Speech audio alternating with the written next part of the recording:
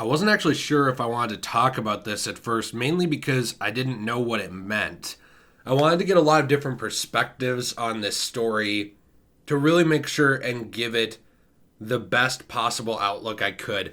And one of the best perspectives I got on it was actually from my friend Irogen. He actually did a really good job in his own video here on YouTube, which criminally has gotten like no attention. So I'm going to link to that in the description below. If you want a full-on breakdown of what could happen, even probably more in depth than I can give, check his video out. It's really good. He inspired me to actually talk about this because AT&T is reportedly looking to sell Warner Bros. Interactive Entertainment, WB Games. Could be for sale. Now, before you say, Jay, you alarmist, you moron, you buffoon, you barbarian, you are being really insanely dramatic here. I just was. Yes, you're right. But here's the thing. This isn't just some rumored thing. This is being reported by a lot of major news outlets. This isn't just, hey, my uncle who works at Nintendo told me that they're going to sell WB Games. No, this is coming from CNBC, Gamasutra, GamesIndustry.biz. A lot of people are reporting this, and even big YouTubers like K-Wing and Slickmoff are reporting this. This is something that is making the rounds and is pretty massive and could have big ramifications.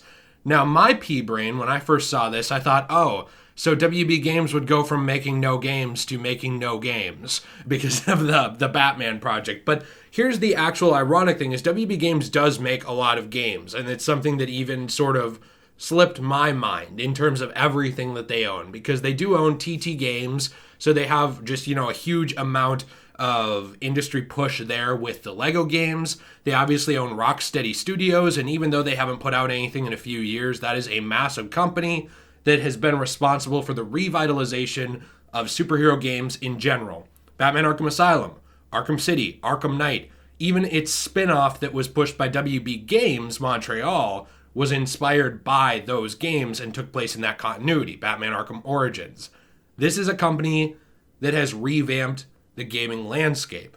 Marvel Spider-Man, I know people get triggered anytime you even mention it in the same sentence as Arkham, but the thing is, they even mentioned the development team from Spider-Man that they did look at the Arkham games and other games on the market to sort of see what was going on and what they could put their own spin on.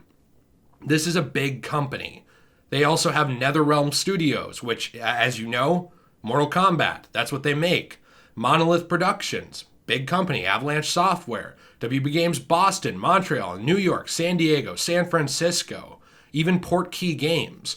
And I got that list there from GamesIndustry.biz, so thank you for making my research a little easier on my pea-brain again. This is a massive company that has a lot. And here's the problem with this whole deal.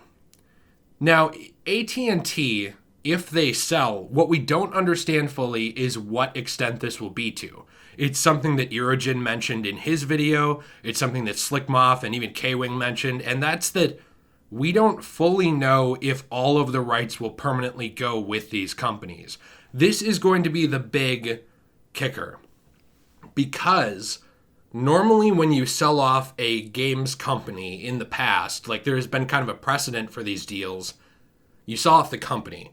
You saw if the people that work there, I mean, they're not slaves, but they're with the company. So if they want to keep their jobs, the company moves, and then the new parent company will decide who actually stays and leaves. What we don't know is if the IPs will go with them, and we'll get into that in a bit.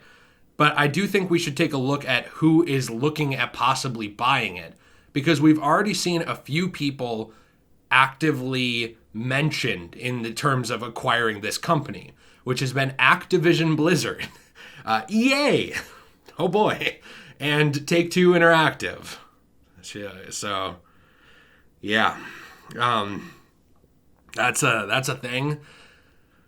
Yikes, oof. It's, like I mentioned on Twitter, this is the tagline to Alien vs. Predator. Whoever wins, we lose.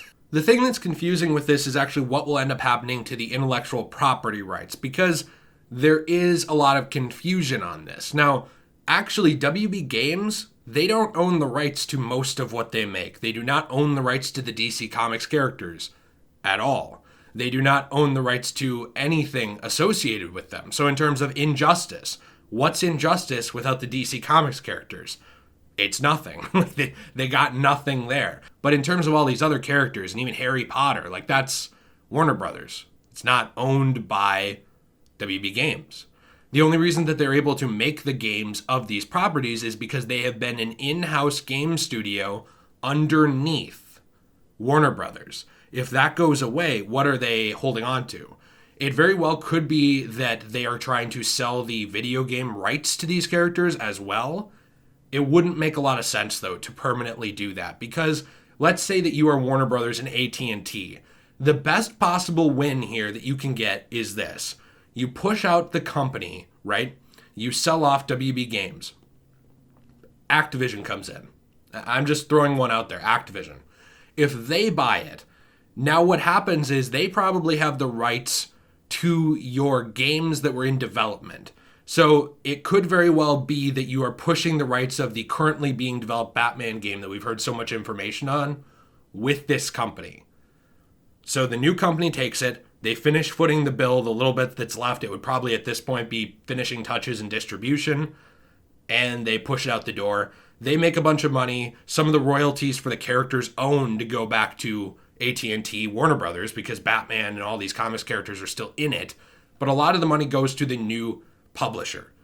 Now, if this is a success, if you are really happy with what came out of that, then you go on to continue to license those games to that studio that you used to own and to that new parent company and say, hey, look, we love what you did. Continue making Batman. And now it's on Activision to push WB Games to make something. And that actually, too, is one of the big reasons I think that they would be selling. Because there has been a lot of a push from AT&T to get out of debt. This is something Irogen goes into in his video very well, which again I recommend in the description down below.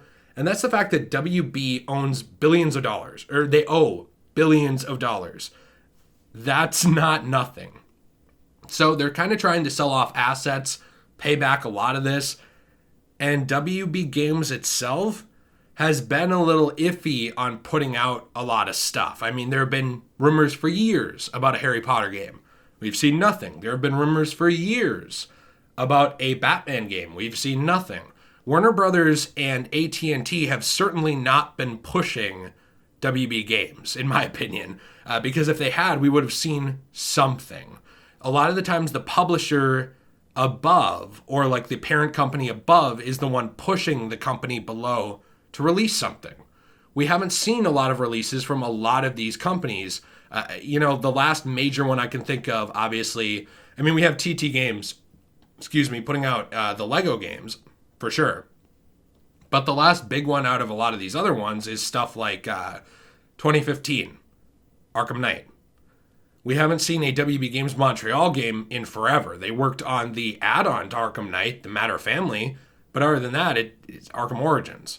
Like, there's just not a lot there from a lot of these companies. So a lot of this is just them eating money from the parent company and continuing development on projects that never see the light. And as a parent company, you'd be like at a certain point, yeah, listen, you're not making anything.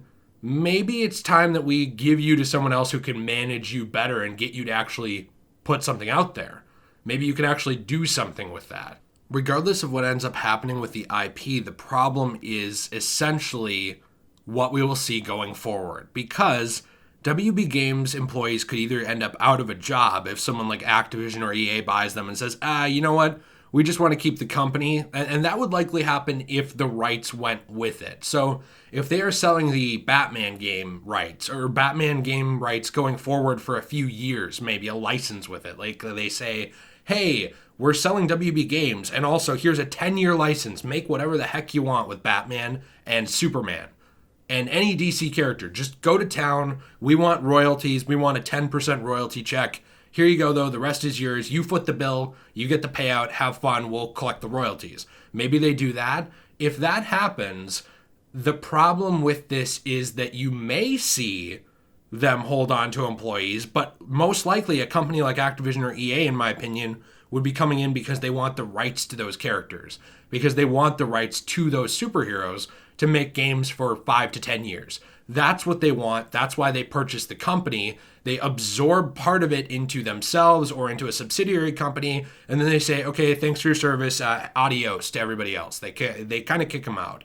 That's happened a lot as well in the past too with different companies, especially being absorbed by EA. That's the big one that would very likely do that, I think. So that could happen with Activision. That very well could happen with EA as well, which really likes owning the rights to different properties to be able to distribute and make them. The thing with that, though, is that would really hurt a lot of people who are tied into this, which I know probably a lot of people aren't going to care about because you don't know them.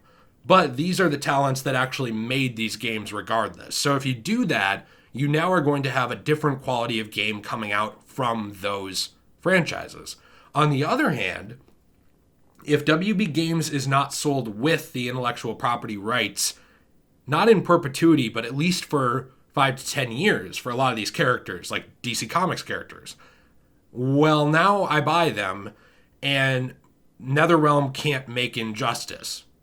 Now I buy them, and we can't make a new Batman game unless we're still under contract to just finish the one that was mostly done, which devalues the company because I'm getting the talent, but if I'm EA and Activision, I don't really necessarily need that talent on its own. I already have tons of it. I have more than money can buy because I have more money than anybody else in this industry, basically. So that's kind of the issue we're looking at here. And then it makes you wonder if those rights are sold with this company, what ends up happening to these games?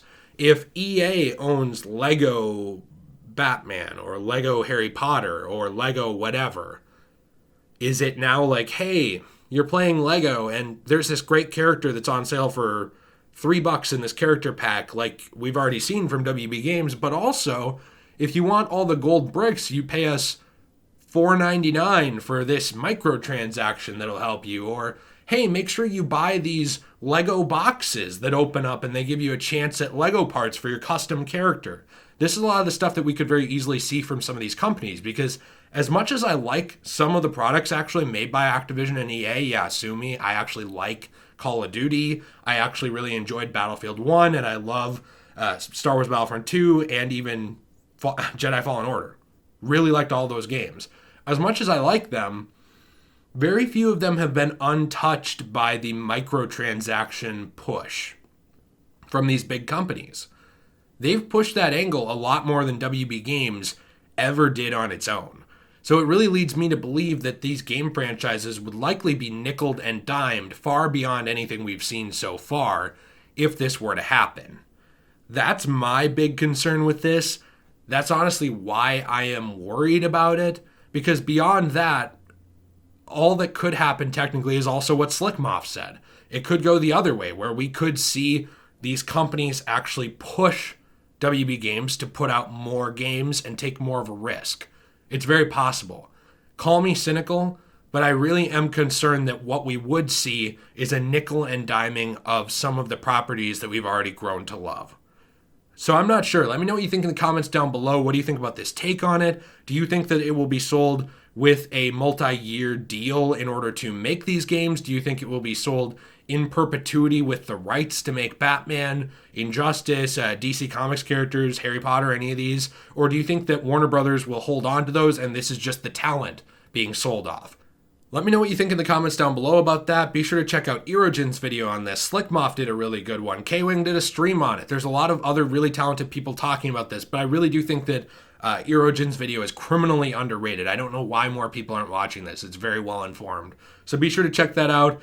Links in the description, as always, including the Let's Play channel, Discord, Instagram, Twitter, Patreon, Reddit, everything. See you in the next one. Have a fantastic day, and stay shway.